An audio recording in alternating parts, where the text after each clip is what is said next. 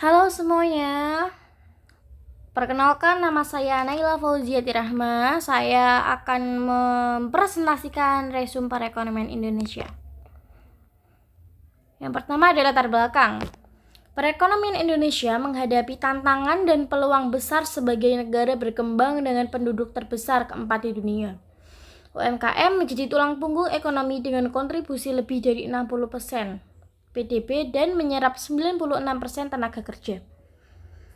Transformasi ekonomi digital membuka peluang sekaligus tantangan baru. Sementara, pasar modal berperan vital dalam mendukung investasi dan pertumbuhan ekonomi. Globalisasi menuntut Indonesia untuk terus berinovasi agar mampu bersaing di pasar internasional melalui kolaborasi pemerintah, pelaku usaha, masyarakat, dan akademisi. Selanjutnya ada peran UMKM dalam perekonomian Indonesia. Ada dua, yang pertama ada statistik UMKM seperti yang dijelaskan dalam gambar. Yang kedua ada peran strategis, ada seperti penyerap tenaga kerja terbesar, pelaku utama ekonomi rakyat. Selanjutnya ada peluang dan tantangan UMKM. Peluangnya yang pertama adalah ada pengembangan mini multinational corporation MMNC. Yang kedua ada hubungan person to person yang kuat. Yang ketiga ada keunggulan skill lokal. Yang keempat ada kebijakan perdagangan bebas yaitu AFTA dan AFTA dan ACFTA. Tantangannya yang pertama ada akses permodalan terbatas, ada keterbatasan akses pasar dan promosi, ada rendahnya literasi teknologi digital, dan ada daya saing produk yang lemah. Selanjutnya ada strategi pemasaran UMKM. Strategi yang utama yang pertama ada menguatkan P2P relationship. Yang kedua ada digital marketing. Yang ketiga ada kerjasama regional. Yang selanjutnya ada mini multinational corporation MMNC. Yang pertama, konsep MNC yaitu UMKM yang mampu bersaing di pasar internasional dengan mempertahankan keunggulan lokal. Yang kedua ada karakteristik MMNC, ada produk berbasis budaya dan kearifan lokal, ada adaptif terhadap kebutuhan pasar internasional, ada yang menguasai skill lokal yang sulit ditiru, dan ada juga memiliki fleksibilitas usaha tinggi. Yang ketiga ada strategi pengembangan. Terdiri dari yang pertama ada kemitraan internasional, ada memanfaatkan perdagangan bebas, ada produk unik bernilai budaya. Selanjutnya ada ekonomi digital di Indonesia.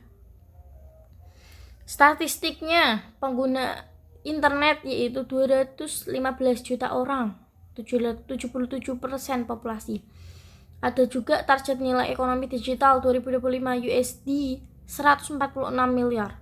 Yang kedua ada komponen utama terdiri dari e-commerce yaitu Tokopedia, Shopee, Bukalapak, Lazada, yang ada Vintage, layanan pembayaran dan pinjaman digital, ada juga digital content yaitu berupa YouTube, TikTok, Instagram.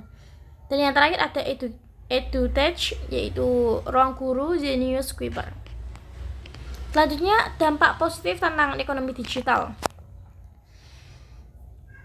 Ada meningkatkan inklusi keuangan, memperluas akses pasar UMKM, mendorong sektor kreatif digital, meningkatkan efisiensi bisnis, dan sebagainya. Selanjutnya ada tantangan pembangunan ekonomi di Indonesia. Ada banyak itu, salah satunya ada ketimpangan ekonomi, yaitu Gini ratio.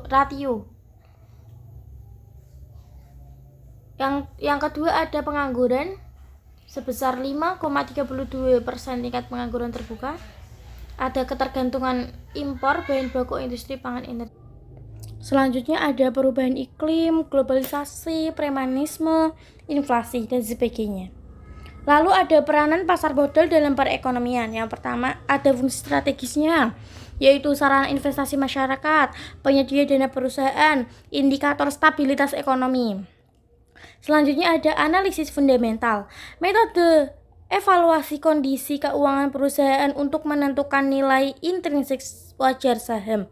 Indikator utamanya yang pertama ada return on equity (ROE), yang kedua ada price to earning ratio (PER), tiga ada debt to equity ratio, TER. Keunggulannya itu cocok untuk investasi jangka panjang dan analisis mendalam kondisi perusahaan. Selanjutnya ada analisis teknikal.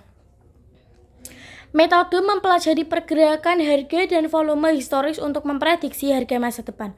Indikator utamanya ada moving average atau MA, ada relative strength index atau RSI, dan ada Bollinger Bands. Mengukur volatilitas harga. Keunggulannya cocok untuk trading jangka pendek, respon cepat terhadap perubahan harga.